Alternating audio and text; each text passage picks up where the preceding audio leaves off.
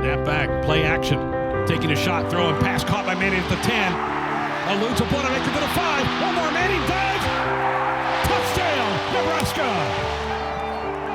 There's a childlike joy on display by Omar Manning from the moment he steps onto a football field on game day. Yeah, come on, man.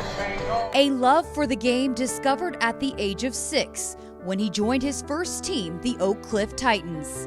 From day one, Omar was all in. The Oak Cliff Titans coach, Bobby Ransom, he was just driving through the apartments looking for kids to come play, and I was one of the ones, he spoke to, and I went to my first practice and loved it. My first year playing, I was actually an O-lineman. Yeah, skinny O-lineman too. I was skinny, frail O-lineman. What did you love about playing football? I feel like it's like a true essence of being a kid. You're free. Just the overall experience, it was like no other than me, and I just fell in love with it. It was strictly football. Like, I never had hoop dreams or anything like that. I would play from time to time, but it was always football for me. Until it wasn't.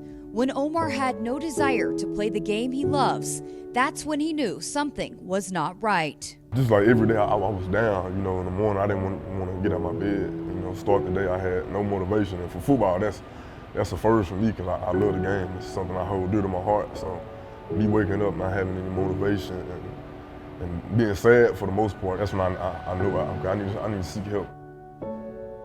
After earning Army All-American honors starring at Lancaster High School in Texas, Omar would redshirt his freshman year at TCU before transferring to Kilgore College, where he became the #1 junior college wide receiver in 2019. With a lengthy list of offers from Division I programs across the country, one visit with the Nebraska coaching staff, and Omar was all in. Honestly, when they came in and I met Coach Frost, it was pretty much a no-brainer. Like, I was talking to other schools, but in my head, I had it made up that I was going to Nebraska from the jump because I saw what Scott Frost did at Oregon and at UCF, and I was like, this is the place I want to be. And me knowing him as a man on the side of that, it was a no-brainer for me. He arrived to Lincoln amidst the uncertainty of the 2020 football season. Omar had battled through downtimes before, but in August he had hit his lowest point. When COVID hit and I was out here, without my family, that was the first start of it. I started realizing, something's different, and I really couldn't do anything. I was barely eating, sleeping. I wasn't talking to my family, and at that point I was like, I have to get help. It's utmost important for me. I asked someone, who's a psychologist here? Do we have one? And they referred me to her, and that was one of the best decisions I made, coming in contact with Dr. Brett. We talk a lot about just being a human, and that part of being a human is that sometimes you're going to experience physical injuries. Sometimes you might experience an ankle sprain, or sometimes you might have something a little more catastrophic like an ACL tear, and sometimes you've got chronic and persistent back problems, right? And we see mental health in that same continuum. But using that injury model, I think, really helps our athletes understand that it's normal to need help in coping with your brain. It's normal to need help in dealing with all of the pressure and challenges that you face in this place or other places. I had to really dedicate to the process and really open up and be honest about what's going on. At first, you have to come to terms with yourself that is what you're dealing with, because there was plenty of times I was like, I'm all right, I'm okay. It's hard enough to tell yourself, like, I'm dealing with mental health issues because, especially as a man, you have so much pride. Like, I'm strong, I have courage, I'm brave. So to admit that to yourself is hard enough as it is, and to seek help from somebody else, that's a whole different, animal. And it took me, honestly, like a few months to really be completely open with Dr. Brett and to let her in. After several months working with Brett Haskell, Nebraska's director of sports psychology, Omar began to feel progress in the spring of 2021. And by that fall, that progress had turned into opportunities making plays for the Nebraska offense, but also opportunities to use his platform to help others by sharing his mental health journey. It's crazy how many people go through it and feel like they can't reach out, or like they don't have a voice, or they might be scared. So for me, I feel like it's top priority for me to use my voice and use a platform that I've been blessed with to speak about something positive like this.